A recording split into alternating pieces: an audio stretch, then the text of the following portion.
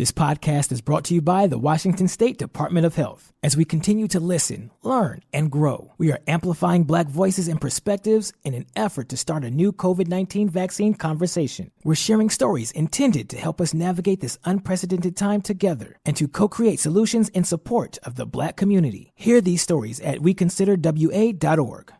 New on Curiosity Stream, the Arctic, frigid, desolate, unforgiving. And without canine companions, early humans never stood a chance. Discover how man and dog learn to thrive together where neither could survive alone in Ice Dogs. Plus, why would a Nazi major be protecting and saving Jews? Against orders, against time, the SS Major that sheltered and saved thousands of Jews. It's the Good Nazi. Watch now on Curiosity Stream. Annual plans are $20, just $1.67 a month. Visit curiositystream.com.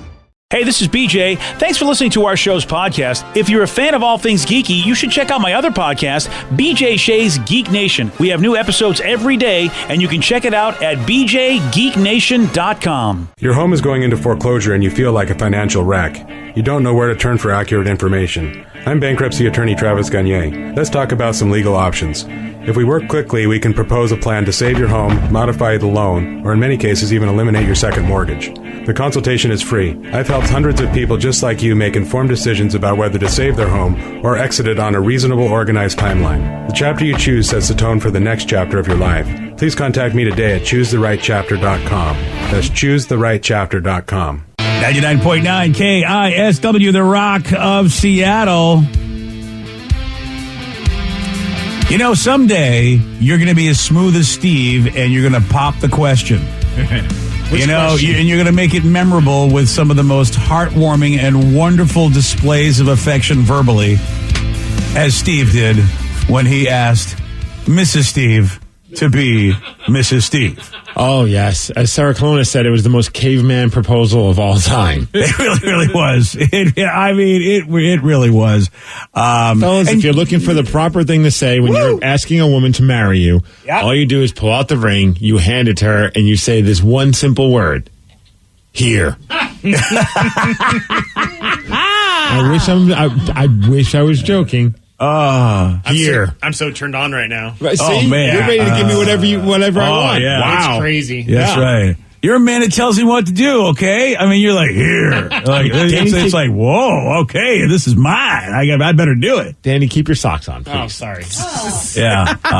Now, there are other ways to present the engagement ring. I mean, granted, not all of us can be as eloquent or as gifted as Steve is. I mean, sometimes you just, you're awkward and you don't just have the right words. Also, remember, it's very important to hand the ring over when you say here, but not to open the ring box, just to hand the box closed, hand it to them. So that, that way it's interactive. BJ. Yeah, and also there's mystery. Yes, you don't know what's inside that box. You have no idea. So, look, not all of us can really, create the perfect proposal, but luckily we have hints, as opposed to just, the God-given talents that Steve Miggs has. All right. Not everyone's as romantic as me. That's very true. And so people have said, okay, well, what ways can we get this done? And, someone has actually, gone to the trouble of asking people to name the best foods to hide an engagement ring in. Again, not all of us can come up with here. Okay, it was not like that. That would not work. That wouldn't work. Oh, see, don't listen to BJ. I can't get it right.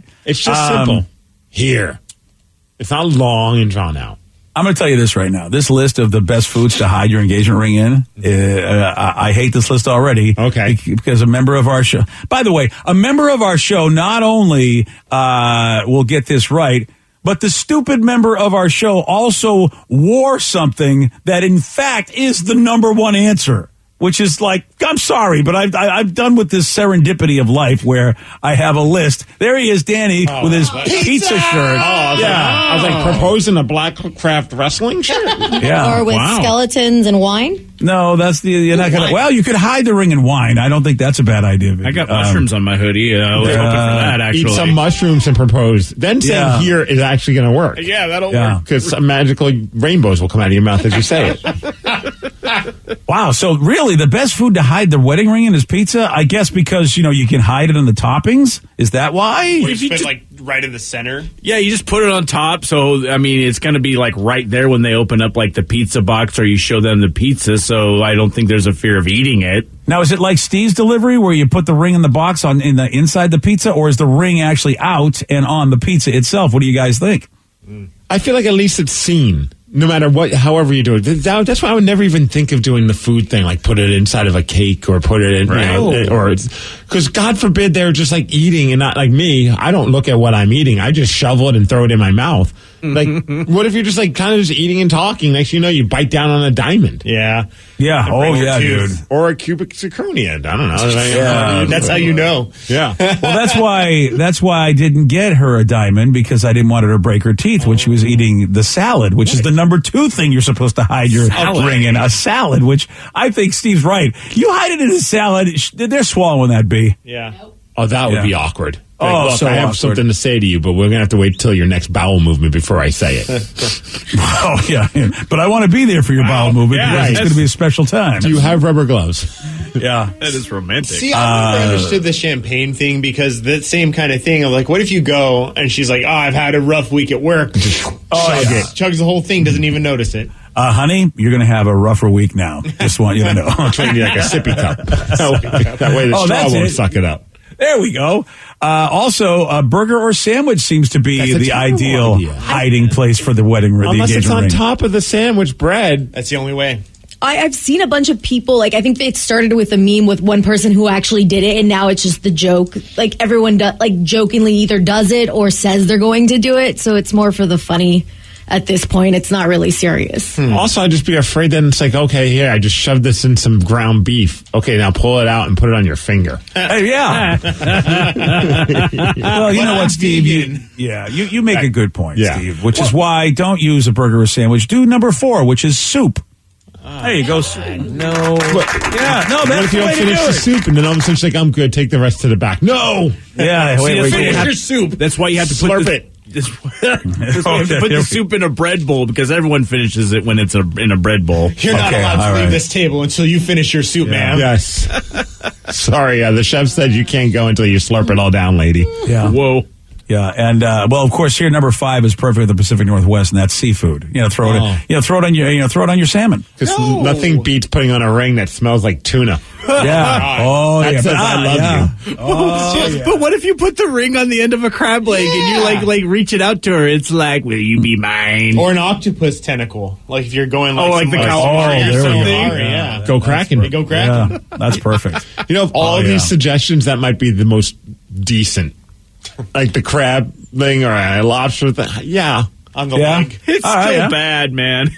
Well, I mean, but then someone else has worn that ring before you, or something else has. But, yeah. What if they just bring out the plate and they have a nice, I don't know, those fancy places where it's almost like art on your food. Oh, yeah. But then they also put a heart there, and then the ring is right there so you can see it. So at least here's that's the cool. food, but then you got to trust that the servers are going to, I don't know why, I'm assuming that they're all thieves, that they're going to just pocket and replace it with a different ring.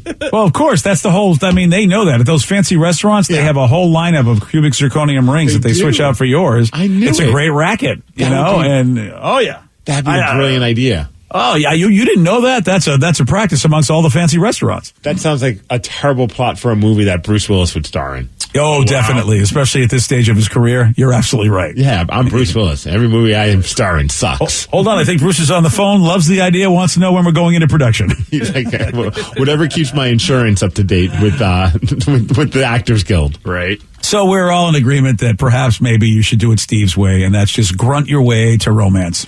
Well, at least you don't have to worry about biting down on the ring. Mm-hmm. Yeah. So it's just put it in a Jell-O mold.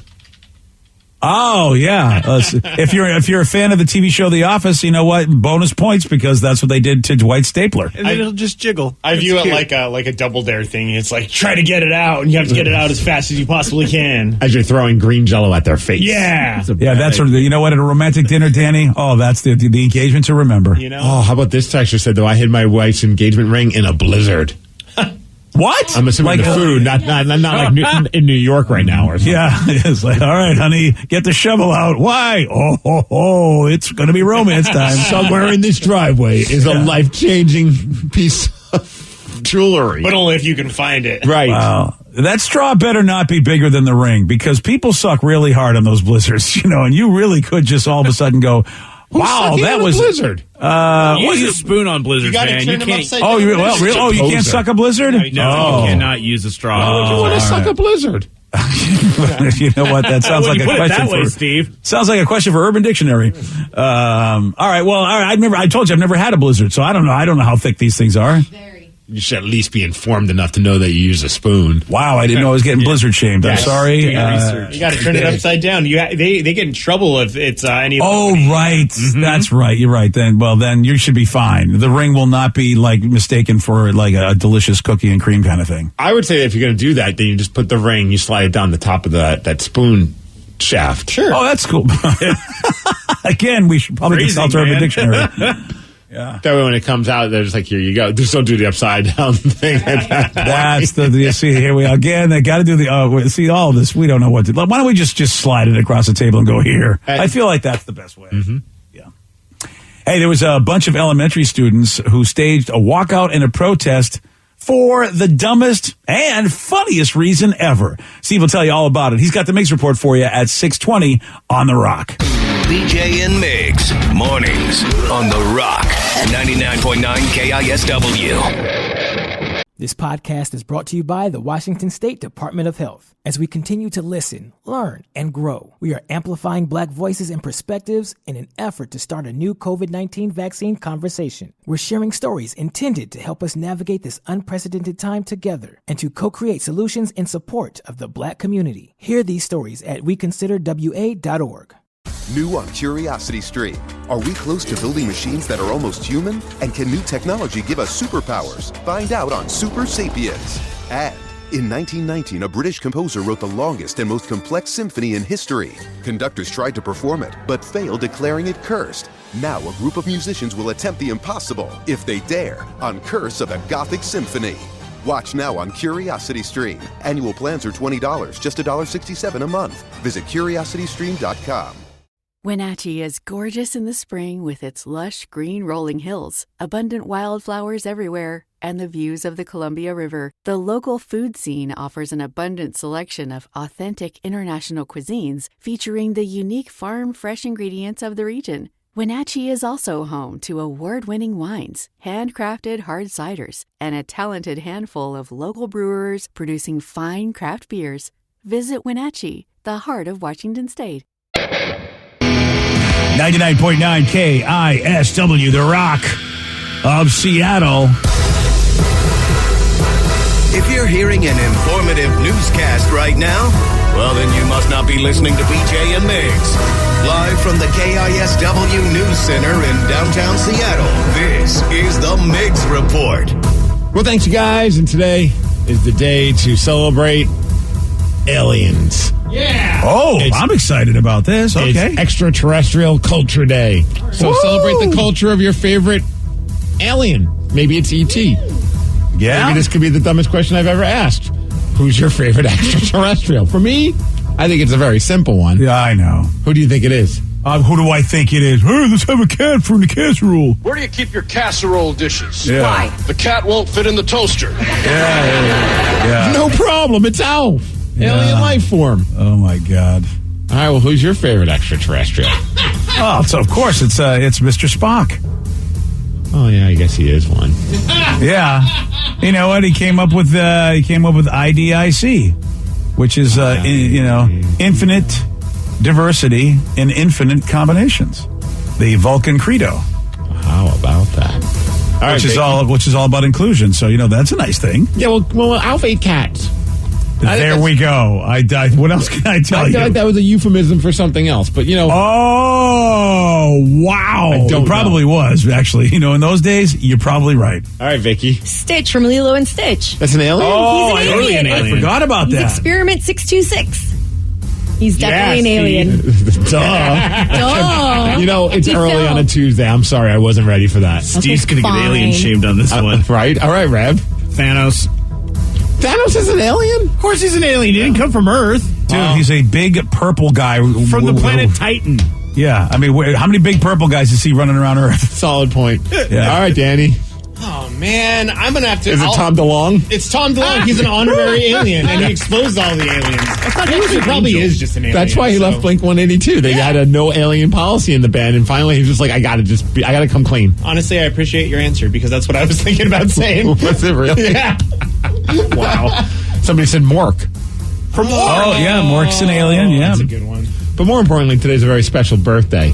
Yes, sir. I'd like to give a shout out to, it's not a person, it's a thing, but it's something that we all enjoyed putting in our mouths. Oh, this is very, very... Happy 20th birthday to Top Pot Donuts. Oh, right. It was today, 20 years ago, that our friend Mark came up with an idea to make the most delicious donuts, and they truly are.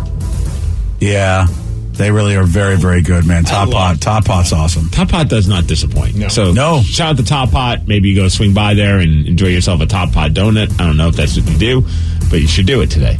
Okay, you know what? I mean, usually when you tell me what to do, I'm like, no, I don't want to do that. But that sounds like a great idea. Also, great coffee there, too. You're absolutely right.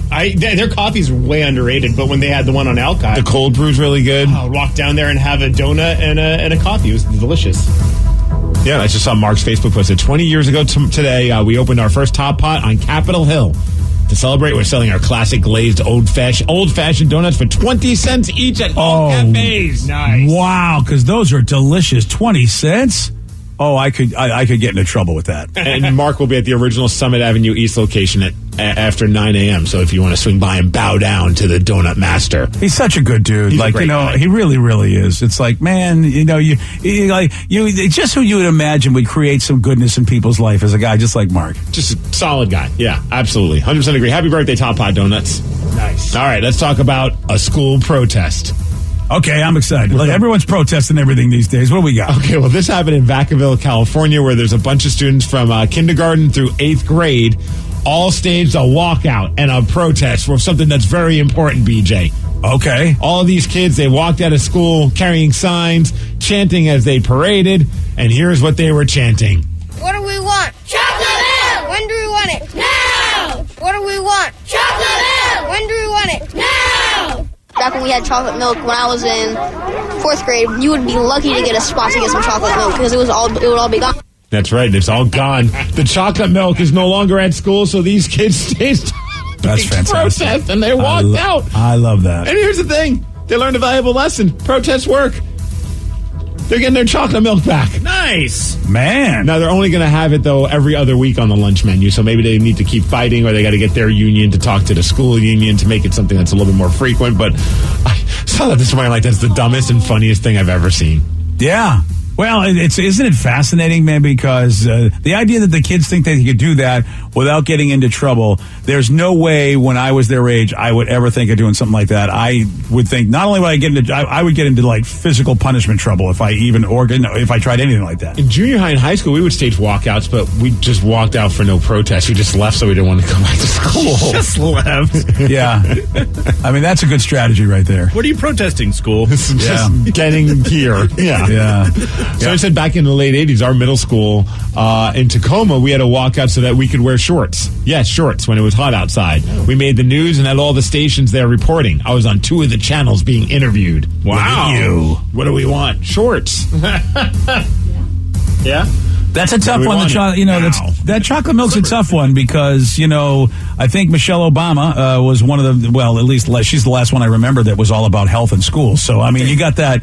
You know what I mean? What do you That's why it's every other week. Be unhealthy just every other week. Yeah. I like a compromise. You tell the kids, look, it's a treat, really, so we're going to do it every other week. I think it's a good compromise. It's crazy to think about, like, the stuff that we had in elementary schools. We had, like, Coke machines for 15 cents. And all of them.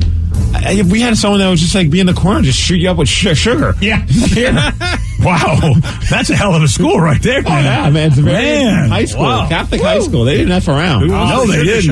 Our school was so fancy, we had an ice cream vending machine. We got really? Ice cream bars. I think it was one of the student council promises. Can we do a walkout and protest to get ice cream here? Right? What do we want? I think literally Vicky's school was why Michelle Obama had to get involved. So it's like, wait a minute, what are we doing here? The good old days. All right. Gosh. All right, let's move on over to Tampa, where this is the strangest story that I can't even deliver the news on this one, BJ. I've grabbed the audio from a local broadcaster telling us what happened in Tampa.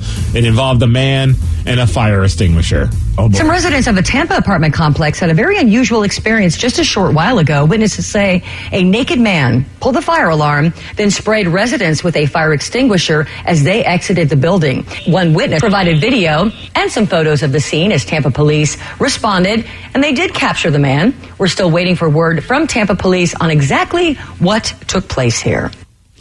He got naked and he sprayed people. Yeah. He's trying out for Jackass 4. What the hell is going on, man? And that Tampa, you know what? They love to party. Word is that it was Tom Brady. Oh! Now that he's retired. Yeah. He's like, screw it. I'm getting naked and spraying the people of Tampa Bay. Yeah, I mean, that's true. It's Tampa Bay, man, and he owns the joint. He gets to do what he wants. Well, maybe not for long, though, because he's already hinting at coming back. What? So he did an interview. I mean, he didn't really say he's going to come back, but he says, never say never. Here's the 44-year-old quarterback Tom Brady saying maybe he'll return. Who knows if it's going to be with Tampa Bay or not, but maybe he'll return. You know, I'm just going to take things as they come. You know, I think that's the best way to put it. And I don't think anything never, you know, you never say never. You know, at the same time, I know that I feel very good about my decision. So I don't know how it feels 6 months from now. Change. It most likely won't. But, you know, I try to make the best possible decision I can in the moment, which I did this last week. That reeks of, I don't know how sick I'm going to get of being at home with my own kids. Fair enough. Oh, in 6 months, I might just need to go back to football. That's a really interesting point because, you know, he's not been there like a regular dude, you know, has to be there. Now, we talk about Tom Brady as a quarterback. How about Russell Wilson? Russell Wilson's in the news, not because of anything that he did, but because of when Ryan Clark, who's a broadcaster, decided to say some hot takes about Russell Wilson. Oh, really? That have pissed off some people, especially here in Seattle. Here's Ryan Clark talking about Russell Wilson. Russell Wilson is a very good football player. Russell Wilson is a really good quarterback. Russell Wilson's not a great quarterback. Russell Wilson is not an all-time great quarterback. He's never going to be in those conversations. And so we have to stop putting him in those in that world that any team that has Russell Wilson can win a Super Bowl. This is kind of... And there you go. You continue to go on and on about other stuff as well. But one person said, this is Ryan Clark's worst take of all time. You know, it's a tough one for me because lately Russell Wilson has been hot and cold. You know, he's looked like exactly the best quarterback you could ever want, and at other times he hasn't. It's not a horrible take lately, you know. It's his cold finger. We need to warm that finger back up, BJ. As we saw in the Pro Bowl skills competition, that finger was hot. You're right about that. Hot finger. Once Russell's got that hot finger, the world is our oyster. Yeah. Russell Wilson is an enigma. He really, really is because, you know, he's not like the Joe Montanas and the Tom Bradys that you think of, because he just hasn't had that. He looks like he could be great in different. You take a look at stats, you take a look at it, even some play and miraculous games. But then there are some times where you go, man, no, he doesn't. So it's hard to say, really. Yeah, but tell it to like I don't know, like what would you say, like 70% of the teams in the league that would love to have Russell Wilson as their quarterback. Well, that's because there are not a lot of great quarterbacks out there. You know what I mean? The idea, Steve, is that there are a lot of teams that have mediocre quarterbacks. That's just how it is. You know, there really aren't a lot of great quarterbacks in the NFL. There are adequate ones, and then Russell somewhere is between fantastic and adequate. I just don't know where he is in that world. Well, what is that? Did you guys see that? I thought this was the funniest thing. It just shows how people are just desperate for any headlines. Kyler Murray, who, he's part of the NFC West competition in the Arizona Cardinals. The big story right now is he unfollowed everybody that's involved with the Arizona Cardinals on his social media page. Whoa, why? What happened with Kyler? Well, he's got a contract extension that he's hoping to get over the next few months. So maybe this is a power play. He says, I will not re-sign until you back the truck up. and then I'll follow you back on Instagram and Twitter. Oh, wow. He's really showing the Cardinals what's up, social media style. It just makes me wonder, like, A, why is this even a story? I thought it was kind of funny. But B, how immature are you that if, like, you're that upset with the team that you're still a part of, that you're like, you know what, I'm getting on all my social media pages, I'm deleting them all. Dude, you say that. It worked for the Sounders. What do you mean? Raul Ruiz, who's like our top goal scorer, he at the end of last season posted like a goodbye to the Sounders, unfollowed all of the Sounders accounts because he was up for an extension and wasn't happy with the negotiations. Well, guess what? He's back for another 3 years. Well, more importantly, has he refollowed everybody? He did refollow everyone. So maybe you're right. This is the new thing. This is an okay boomer moment. I did not realize in contract negotiations you need to unfollow the person that you work for. Okay, first of all, as a boomer, and you're not a boomer, that wasn't an okay boomer. You have to come up with a Gen X phrase, okay? Because it's like, hello, Gen Xer. Yeah, exactly. More like Jesus Gen Xer. Gen Xer. I'm unfollowing you on social media. Oh, well, all right, then. I wasn't going to re-sign you anyway. Well, good luck getting me to refollow you. I just think that's so funny. Do you employ somebody to do that? They got to have, like, a social media person. Like, Kyler Murray's not sitting on the toilet just hitting unfollow on everybody, is he? You don't know that. That's where I like to do all my business. And if I'm his age, I'd be like, Kyler, grow up. Like, what are you doing? Unfollowing people. You got them. Oh, Jesus, Gen Xer. I know. Unbelievable. Danny and I get it. I don't know why you can't. Yeah, come on. Oh, sorry, man. Yeah. Hashtag ignorant, I guess. Huh? Yeah, I mean, millennials and boomers working together against those evil Gen Xers sounds like a great plan to me. Good luck. There's more of us than of you. Oh, boy. I don't know. I'm not sure how that works. I read that. I was like, slow sports day, huh? Yeah. But hey, apparently it gets people. I did not know that about the Sounders guy. Yeah. And was that the big news, Danny? Because I got a buddy who's a huge Sounders fan, said they had like a big press conference that was coming up. Was that what was going on? Oh, no. I mean, it's the start of the season in less than a month, so they're just they're just amping up for the start of the season on the 27th of February. Well, weather, 49 degrees, going to be cloudy today. That's the Major Report, and that's what's up. Nice work, buddy. Maybe I'll refollow you on it. Thanks. You got till the end of the show to earn my follow. Oh, do I really? Oh, there you go. I always find that so funny, like in celebrity things, like when they'll be like, did you see that? I don't know, Bruce Willis. I don't know why he's the guy keeps popping in my mind. He unfollowed Demi Moore. There must be some problems between them. I know. Like it's always so like who's spending their day checking to see who's following who on social media? And what if he was just like looking at her profile or something and accidentally hit the button? He's like, oh no, it didn't even realize it. Well, he is old. That's true. And on Instagram, he may not know how to use the technology. And on Instagram, you wouldn't be able to accidentally unfollow everybody that's part of the Arizona Cardinals. Yeah. That's not an accident. But on Instagram, sometimes you're scrolling, and if like you're like looking at who liked the picture, if you just touch like the follow button and the unfollow button, it's not like there's like many steps to it. It's just one click, and then boom, you're unfollowing the person. You didn't realize. There you go. Yeah, and that's how it all starts. Next thing you know, you get traded because they thought you unfollowed them on purpose. Oh yeah. So, really, I mean, when you think about this, we've got a lot of quarterbacks up in the air. Will Tom Brady come back? Will Russell stay? Will Kyler Murray stay? I mean, this is a lot of drama. That'd be funny if it's like the next report is Kyler Murray re-signs $40 million a year for the next 5 years, plus he's refollowed 4 of his teammates. Yeah. I know. Oh, man. Like, is that going to be part of the negotiations? Oh, yeah. You got to follow the center, man. The center's not going to be happy if you're not following him on Twitter. I know, man. You and I really do agree on this, and yet it seems to be important enough that it makes the news. And what are we going to do if that's the world we live in? I guess that's the world we live in. It had to be. I mean, I feel like that must have been like a statement that he was trying to make that somebody must have leaked to someone. You know what I mean? Yeah. It just seems so odd that you do that and instantly people realize that it happened. Like, there's got to be somebody in his camp that's like, hey, just get it out there in the media that he unfollowed everyone that's part of the Arizona Cardinals. I guess that's today's equivalent of slamming the door and leaving. You leave the room and slam the door behind you. That must be what that is. Because in negotiations, what do? My dad did it all the time. He'd walk out of the car dealership like, I don't like this deal, I'm out, and never coming back. And I'm blocking you on Twitter. Yeah, I think my dad would have done that if, he was alive for all that stuff. I think that, this is the way you do it. So, all right, Steve. Now we know. Yesterday, Steve, I hate to say it, but he did get this one wrong. James Spader voiced which robot in the Marvel Cinematic Universe? Which robot in Marvel? R2-D2. No. C-3PO. No.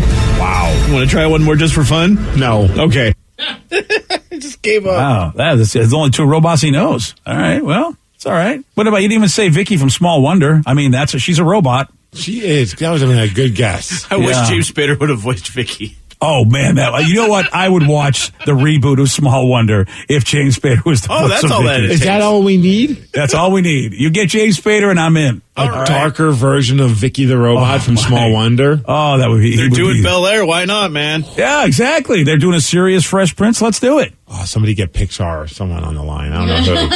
Well, it was a live-action show, but Pixar, if you want to get Pixar involved, that's fine. I couldn't think of another movie, please. Yeah, you're doing a great job today, I have to say. Well, you know what? The answer was Ultron, which means you may, the way Steve's going, this could be your day. 206-421-ROCK. We'll play Beat Miggs at 647 on The Rock.